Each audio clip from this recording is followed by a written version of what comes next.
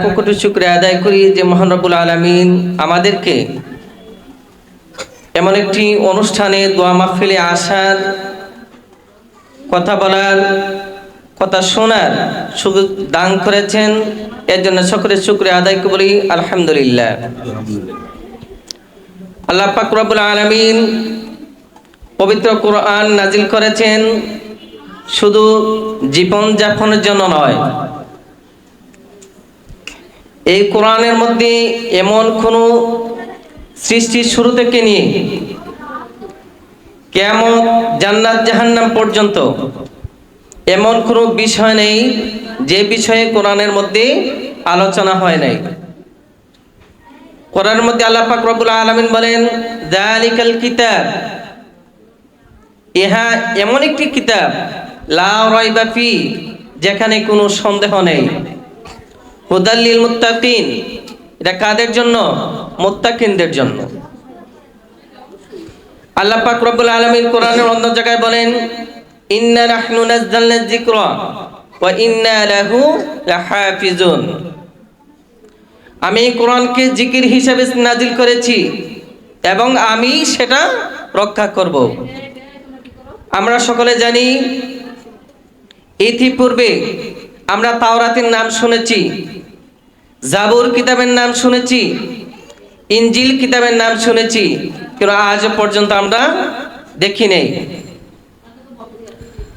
তাওরাতের কোনো, এখন আমরা দেখি নাই, জাবুর দেখি নাই, ইনজিল দেখি নাই। এটা উজ্জ্বল হয়ে গেছে। কোরআন হচ্ছে এমন একটি কিতাব, আল্লাহ পাক রব্বুল আলামিন ইতিপূর্বে যেরকম ছিল এখনো আছে, কিয়ামতের আগ পর্যন্ত সেভাবে অক্ষত অবস্থায় থাকবে। কোরআন কিভাবে অক্ষত থাকবে? আপনি কোরআনের পৃষ্ঠে আপনি জ্বালিয়ে দিতে পারেন, কোরআন ধ্বংস করে দিতে পারেন। আল্লাহ পাক রব্বুল আলামিন আল্লাহর এমন কিছু বান্দা সৃষ্টি করেছেন যারা সিনার মধ্যে ধারণ করে রেখে দিবে। একবার নয়, হাজার বারো যদি কোরআন পড়ানো হয়, কোরআন শেষ করা যাবে না, কোরআনকে ধ্বংস করা যাবে না। আল্লাহ রাব্বুল আলামিন মানুষকে কোরআন মুখস্থ করার শক্তি দিয়েছেন। আমরা আজকে সুবে সাদিক মডেল মাদ্রাসা দীর্ঘ 4 বছরে এই পর্যন্ত হয়ে গিয়েছে। বিশেষ করে আমরা আজকে যার উদ্দেশ্যে এখানে একত্রিত হয়েছি, সেই আয়েশা, সবচেয়ে আশ্চর্য বিষয় হলো এটা, সে মাত্র 1.5 বছরে কোরআনে হাফেজ হয়েছে। সকলে বলে আলহামদুলিল্লাহ। আল্লাহ পাক, আমি দোয়া করি আল্লাহ পাক রব্বুল আলামিন আয়েশাকে যেন কোরআনের জন্য, কোরআনের খাদেম হিসাবে কবুল করেন। সকল বলে আমিন। কোরআন যদি আপনি ধারণ করেন, কোরআনের 4টা উপদেশ দেয়। কোরআন হচ্ছে উপদেশ, কোরআন হচ্ছে আরোগ্য, কোরআন হচ্ছে শিফা, কোরআন হচ্ছে হেদায়েত। আপনি কোরআনকে যেভাবেই ছাবেন, কোরআন আপনাকে সেভাবেই আশ্রয় দিবে। কোরআন যদি আপনি ধারণ করেন, কোরআন আপনার ইজ্জত বাড়িয়ে দেয়। কোরআন কিভাবে ইজ্জত বাড়িয়ে দেয়? আমরা যখন দেখি হযরতে ওমর ফারুক রাদিয়াল্লাহু আনহু যখন ইসলাম বিরোধী ছিলেন, যখন মক্কার মুসলমানরা দুর্বল ছিল, ইসলাম ছিল তাদের কাফেরদের কাছে সবচেয়ে বেশি ক্ষতির হাতিয়ার। ওমর ফারুক রাদিয়াল্লাহু আনহু একদিন চিন্তা করলেন, আমি সেই মুহাম্মদকে দুনিয়াতে রাখবো না যে মুহাম্মদের কারণে আমাদের বাপ দাদার ধর্ম নষ্ট হয়ে যাচ্ছে। ওমর ফারুক রাদিয়াল্লাহু আনহু তরবারি হাতে নিয়ে সামনে এগিয়ে গেলেন যে মুহাম্মদকে আমি হত্যা করব। পথের মধ্যে একজনের সাক্ষাৎ, হে ওমর, তুমি কোথায় যাচ্ছ? ওমর জবাব দিলেন, আমি মুহাম্মদকে হত্যা করতে যাচ্ছি। ওই ব্যক্তি বলল, মুহাম্মদকে হত্যা করে কোনো লাভ নেই, তোমার ঘরের মধ্যে দিন প্রচার হয়ে গেছে, তোমার বোন ফাতেমা এবং তার স্বামী সাঈদ ইসলাম কবুল করেছে, তুমি আগে তাদেরকে সামলাও।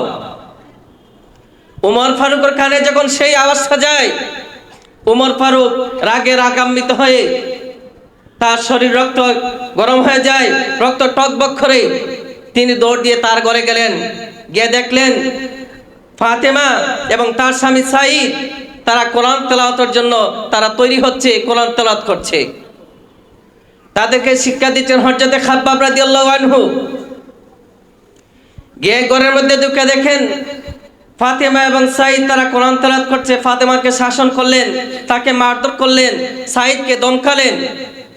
এমন সময় নজর পড়ে কোরআনের দিকে। ওমর ফারুক ডাক দিয়ে বলে, হে আয়েশা, হে ফাতেমা, এটা কি? ফাতেমা বলে, এটা হচ্ছে আল কোরআন। ওই পৃষ্ঠার যে পৃষ্ঠাটা ছিল, বাহির করা যে পৃষ্ঠাটা ছিল, এটার মধ্যে ছিল সূরা তাহা। ওমর ফারুক বলল, দেখি এটা আমার কাছে দাও, আমি সেটা পড়ব। ফাতেমা বললে, না, এটা তোমাকে পড়া যাবে না, তুমি অপবিত্র, তোমাকে আগে পবিত্র হইতে হবে, গোসল করতে হবে, ওযু করতে হবে, তারপর সেটা পড়তে হবে। ওমর ফারুক রাদিয়াল্লাহু আনহুকে গোসল করানো হলো, ওযু করানো হলো। তিনি কোরআন দেখলেন, কোরআন পড়লেন। এরই মধ্যে হযরতে খাব্বাব রাদিয়াল্লাহু আনহু, আবু সাঈদ এবং ফাতেমা সহ তারা রাসূলের দরবারে নিয়ে গেলেন। রাসূলের সম্মুখে যে সাহাবীরা বসা ছিল তারা ভয়ে থরথর করে কাঁপা শুরু করছে। ইয়া রাসূলুল্লাহ, ওমরের হাতে তরবারি, আপনার দিকে সে এগোচ্ছে, নিশ্চয়ই আজকে কোনো দুর্ঘটনা ঘটবে। আমরা কি তার প্রতিহত করব, তার প্রতি লড়াই করব? আল্লাহ রাসূল হেসে হেসে বললেন, না, এবার উমর কিন্তু সে লড়াইয়ের জন্য আসে নাই, সে আসছে ইসলাম কবুল করার জন্য। আল্লাহ রাসূলের সামনে গিয়ে সে তরবারি হাতে রেখে বলল, হে রাসূলুল্লাহ, আমাকে কালেমা পড়িয়ে মুসলমান বানিয়ে দেন। আল্লাহ রাসূল সাল্লাল্লাহু আলাইহি সাল্লাম সঙ্গে সঙ্গে ওমরকে বলিয়ে দিলেন, আমার সাথে বলো, লা ইলাহা ইল্লাল্লাহু মুহাম্মাদুর রাসূলুল্লাহ সাল্লাল্লাহু আলাইহি সাল্লাম। দিনের জন্য এমন ভাবে কবুল করলেন, সে সারা পৃথিবীর মধ্যে দ্বিতীয় খলিফা হিসেবে আল্লাহ কবুল করেছেন। ওমর এক সময় ছিল যখন তিনি কাফের ছিলেন, তখনও মানুষ তাকে ভয় করত। যখন তিনি ইসলাম গ্রহণ করলেন, তখন মানুষ তাকে ভয় করত। ইসলাম কবুল করার আগে ছিল এক ধরনের রাগ, ইসলাম কবুল করার পরে ছিল আরেক ধরনের রাগ। এই ইসলাম কবুল করা হয়েছে উনি একটি আয়াত, কি আয়াত? সূরা তাহা।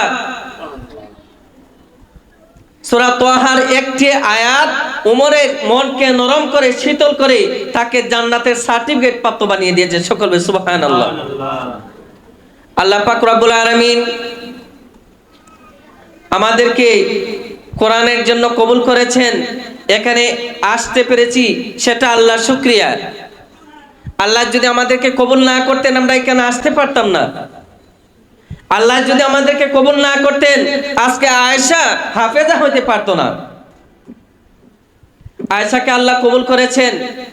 এবং বিশেষ করে সবচেয়ে বেশি যারা কোরআন আমরা অনেকে পড়তে জানি না, আমরা কোরআন পড়ব, যেমন আয়েশাকে আল্লাহ কবুল করেছেন। আমি সবার জন্য দোয়া করি, আল্লাহ যেন সবাইকে কবুল করে হাফেজা হওয়ার জন্য এবং দ্বীনের খাদেম হওয়ার জন্য। আমি আয়েশার আম্মু এবং আয়েশার আব্বুকে, তারা যে অক্লান্ত পরিশ্রম করে রাতের পর রাত জেগে আয়েশা মুখস্থ করেছে, তারা পিতামাতা হিসেবে তারা ধৈর্য ধরে দীর্ঘ 4 বছর অতিক্রম করে মাদ্রাসায় এই পর্যন্ত এসেছে, আয়েশা হাফেজা হয়েছে। আল্লাহ রাব্বুল আলামিন আয়েশাকে, আয়েশার আব্বু আম্মুকে এবং আমাদের ইউসুফ সাদিক মডেল মাদ্রাসাকে কবুল করুন। সকলে বলে আমিন। আমি আমার সংক্ষিপ্ত আলোচনা এখানে শেষ করছি। আসসালামু আলাইকুম ওয়া রাহমাতুল্লাহি ওয়া বারাকাতুহু।